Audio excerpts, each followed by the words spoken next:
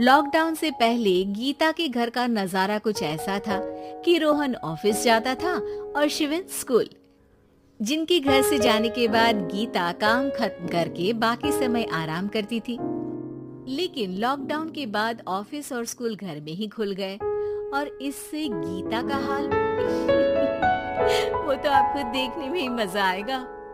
शिविन, ओ शिविन, महाराज उठने के लिए क्या 21 तोपों की सलामी लेंगे? अरे बिस्तर से बाहर निकल, ऑनलाइन क्लास स्टार्ट होने वाली है। अरे तुम भी हद करती हो, स्पीकर की तरह चिल्लाने की क्या जरूरत है? दिख नहीं रहा मेरी कॉन्फ्रेंस चल रही है। अब कैमरा और स्पीकर ऑन कर रहा हूँ, मुझे कोई शोर नहीं चाहिए। इस पर जैसे ही रोहन लैपटॉप का कैमरा और स्पीकर ऑन करता है तभी कुकर की सीटी बजती है। करा लो अब इसे चुप, लॉकडाउन नहीं हुआ, मेरी मौत का फरमान जारी हो गया। दोनों बाप बेटे ने नाक में दम किया हुआ है। ऐसा बोलकर गीता वहां से शिविन के कमरे में पहुंच जाती है, जहां शिविन अभी भी सो रहा होता है। ओ आलसी, अब अगर 5 मिनट में नहीं उठाना तो आज तेरा गेम और यूट्यूब कैंसिल। माँ की बात सुनकर शिविन बिना 1 मिनट गंवाए उठ खड़ा होता है। उठ गया, अभी नहाकर भी आता हूँ। ये नाटक कहीं और, मुंह पर गीला कपड़ा मार और पढ़ने बैठ। शिविन की ऑनलाइन क्लास स्टार्ट हो जाती है, जिस पर गीता उसे वहां बिठाकर रसोई में चली जाती है। थोड़ी देर में उसे कमरे से कुछ आवाज सुनाई देती है, जिसे सुनकर वो कमरे में वापस आती है। हाय राम, तुझे क्लास अटेंड करने के लिए बोला था, कैमरा ऑफ करके बिस्तर पर नाचने के लिए नहीं बोला था। मम्मी मुझे कुछ समझ नहीं आ रहा, आप बाद में पढ़ा देना ना, वैसे भी अटेंडेंस तो लगी गई है। हाँ बेटा, जरूर बन जा, तू अभी से हम सबका बाप बन जा।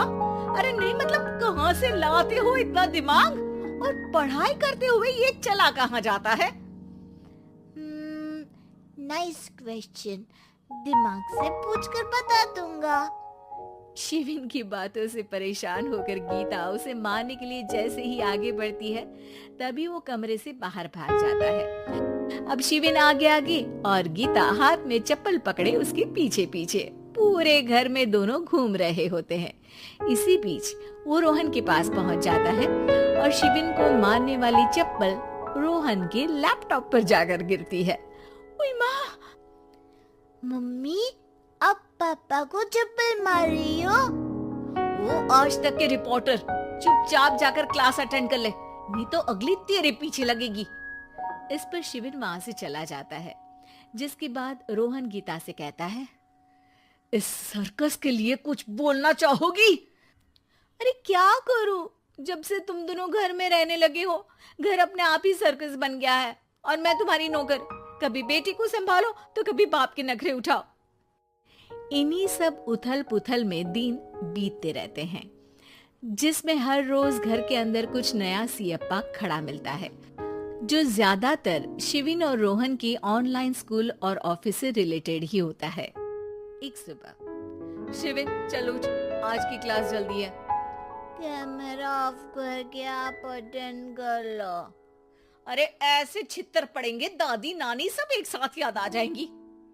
गीता की लाख मशक्कतों के बाद क्लास तो खत्म हो जाती है, लेकिन उसके बाद शिविन फोन इस्तेमाल करते हुए इंस्टाग्राम रील बनाने लगता है। रसोड़े में कौन था? तुम थी, मैं थी, कौन था? कौन था? हाँ, मैं गरीब हूँ। अरे ओ गरीब के बेटे, आजा, मैं बनाती हूँ तुझे गरीब। मैं बताती हूँ रसोड़े में कौन था। पढ़ाई करने बोलो तो इनकी माँ मर जाती है, और ये पागलपंतियाँ जितनी मर्जी करा लो। गीता शिविन को डांट रही होती है, तभी रोहन बीच में बोल पड़ता है, अरे बच्चा ही तो है, इतना गुस्सा क्यों कर रही हो? बेटे का साथ देने की इसी एक कोशिश में अब शिविन के साथ साथ रोहन भी गीता के गुस्से की सूली पर चढ़ जाता है। अगर बेटे पर इतना ही प्यार आ रहा है तो इसे क्लास अटेंड क्यों नहीं कराते? इसका होमवर्क क्यों नहीं कराते? उस समय तो बहुत जल्दी मीटिंग आ जाती है, वो काम मैं करूं और यहाँ इस बेफिजूल की चीज में तरफदारी करके बन जाओ महान। हे भगवान, कोई तो इनके ऑफिस और स्कूल खुलवाओ, मैं इन्हें और घर में नहीं सह सकती। अरे कुछ और मांग लेती, क्योंकि तुम्हारी ये विश इस साल तो पूरी होने से रही, कोरोना। हाय, नास पिटे ने जिंदगी ही बर्बाद कर दी। खाए कोई पचाए कोई, कल मुझे चुन चुन कर सबको मेरी बद्दुआ लगेगी। उन्होंने दुनिया का और इन बाप बेटे दोनों ने मेरा जीना मुश्किल कर दिया। गीता वहाँ से चली जाती है, जिसके बाद रोहन शिविन से कहता है, अरे तुम्हारी मम्मी इतनी भड़की हुई क्यों है? आपकी वजह से पूरा समय घर में रहते हो और उस पर कोई काम कराने की जगह बस ऑर्डर देते रहते हो। अच्छा बेटे, सारा इल्जाम मुझ पर? पूरा दिन तो वो तुम पर ही चिल्लाती है। हाँ, मतलब दोनों का 50-50 है, कुछ करना पड़ेगा। वो कहते ना, make the best out of worst. I have an idea.